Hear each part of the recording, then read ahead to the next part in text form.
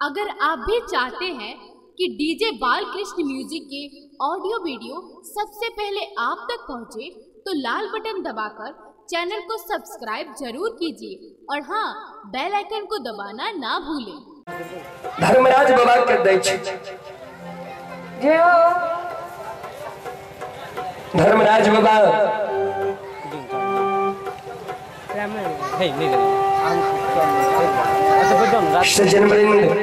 श्रोता भगवान गुरु बाबा के बाया पहुंचा के वो केदरी जंगल में जोड़ दे बाया पहुंचा जब केदरी जंगल में धर्मराज बाबा गुरु ज्योति बाबा का जोड़े छे 14 पथ गोसाई के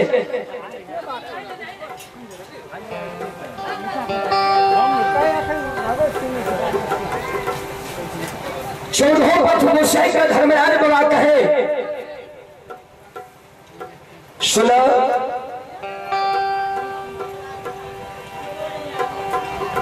केदरी जंगल में तू छिप जा। महारुद्र बजरंग बली के कहे छिप जा, आप तपस्वी के हम जिंदा करबे। तपस्वी जब जिंदा है तो 12 वर्ष तप करके ये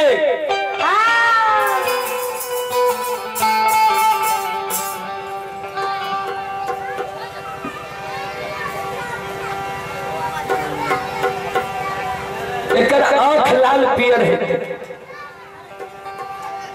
आंख जब लाल पियर कर है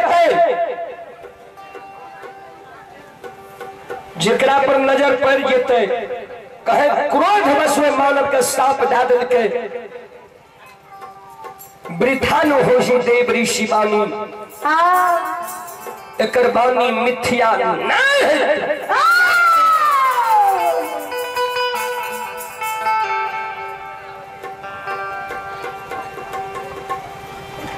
धर्मराज बाबा के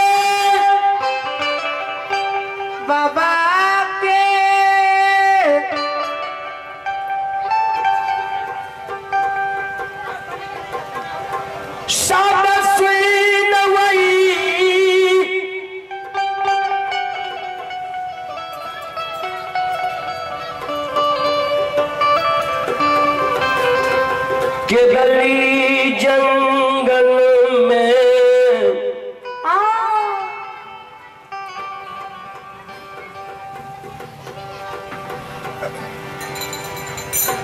14 पथ गोसाई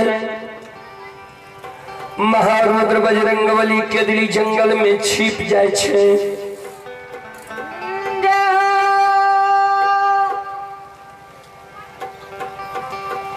श्रोता सज्जन हे बाबा बाबू भैया सुनो, 14 पथ गोसाई महारुद्र बजरंग बली केदरी जंगल में छिप जाए छे। गुरु ज्योति बाबा के पंचभौतिक शरीर अस्थिर रहे 8 शरीर के, वो 8 अंग शरीर पर धर्मराज बाबा अमृत जल के छिड़काव करे छे।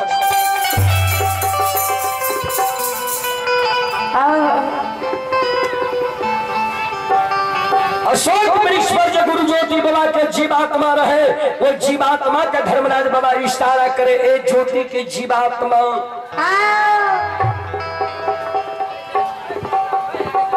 आप इस शरीर में प्रवेश करो, पिंजरा में प्रवेश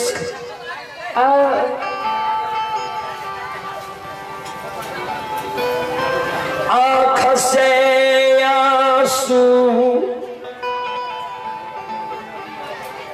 ज्योति बाबा के जीवात्मा के केदली में गिरई छई।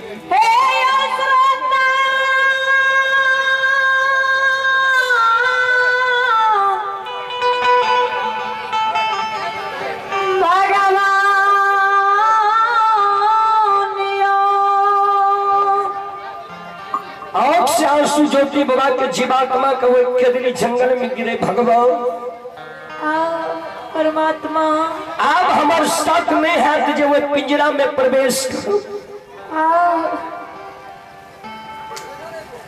दुनिया के कौन यह कष्ट दुख हुए पिंजरा में हमारा नहीं भेलिए।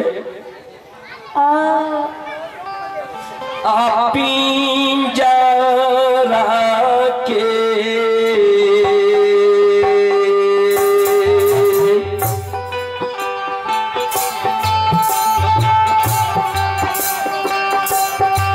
आए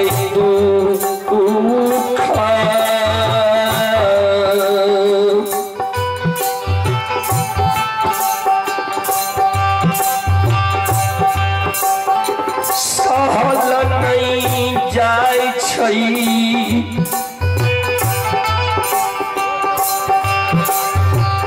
विधाता जी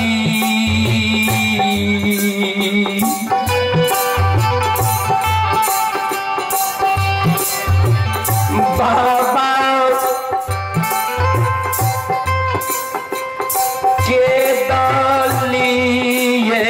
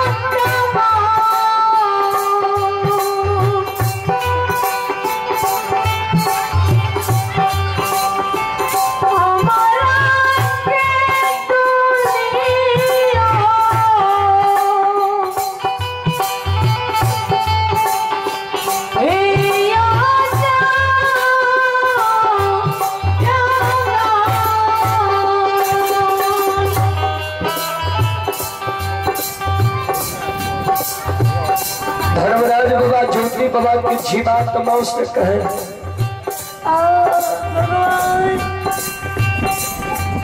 जीवात्मा